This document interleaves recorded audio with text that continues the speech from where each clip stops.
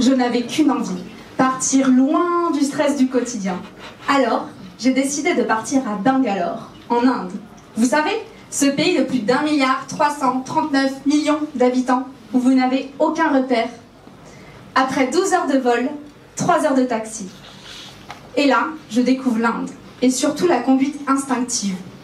0 règle de conduite, mais une communication à coups de klaxon intempestif. La route se partage entre les vaches, les chats errants, les motards, sans casque, les camions, les piétons. J'ai traversé cette ville du nord au sud, les yeux écarquillés et les mains cramponnées au siège. Mais ce n'était pas cette Inde-là que j'ai choisi d'explorer. J'avais repéré sur les réseaux sociaux une Française qui proposait une retraite de 15 jours all-inclusive dans un ashram. Un ashram, c'est un centre de yoga et de méditation tourné vers le bien-être. Et là, en arrivant, je découvre un lieu calme et verdoyant. Je vois des halls de méditation, des jardins colorés, des cours d'eau. J'ai atterri au bon endroit. 11 autres Français et moi-même sommes accueillis par Céline. Elle nous a accompagnés avec amour, sagesse et bienveillance. Mais en arrivant, je suis fatiguée. Et là, je découvre un dortoir. 4 lits. 4 planches en bois en guise de lit. Un matelas sommaire. Une douche froide. C'était décidément pas avec le confort de ma chambre que j'allais atteindre le nirvana.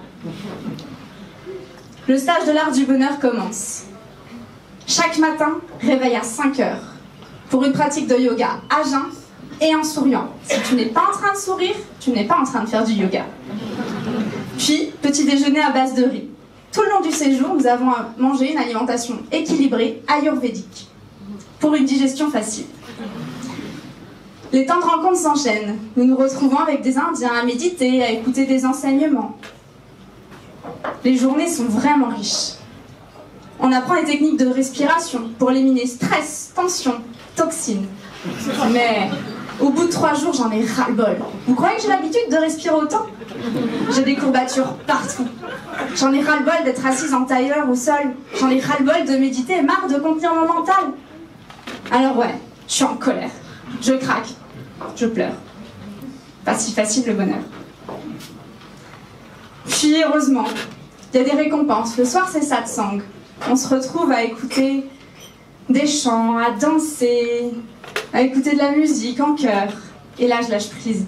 Les gens, ils ont les yeux qui brillent. Ça fait du bien. Puis on assiste également à des cérémonies.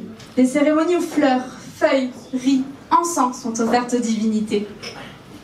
Ces cérémonies sont propices à la méditation.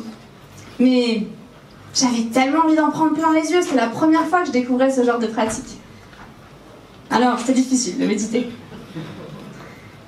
Et pour cause, les femmes, elles portent de magnifiques saris colorés, des bijoux scintillants. Et c'est aussi pour elles l'occasion de mettre leur plus beau bindi. Vous savez, cette marque portée sur le front par les hindous pour porter bonheur. Il m'a d'ailleurs souvent été apposé en guise de bienvenue. Pour moi, les voyages en groupe, c'était une grande première. D'habitude, je voyage seule ou en petit comité, mais toujours de manière très indépendante. Alors imaginez, un travail de développement personnel en collectif. Chacun partage ses angoisses, ses questionnements, son stress. Franchement, c'est éreintant. Heureusement, le stage de silence arrive. 2 jours et demi où je n'avais pas le droit de parler, et eux non plus. Plus de contraintes sociales, plus besoin d'attendre les retardataires, plus besoin d'être poli, plus besoin de s'adapter. Un soulagement.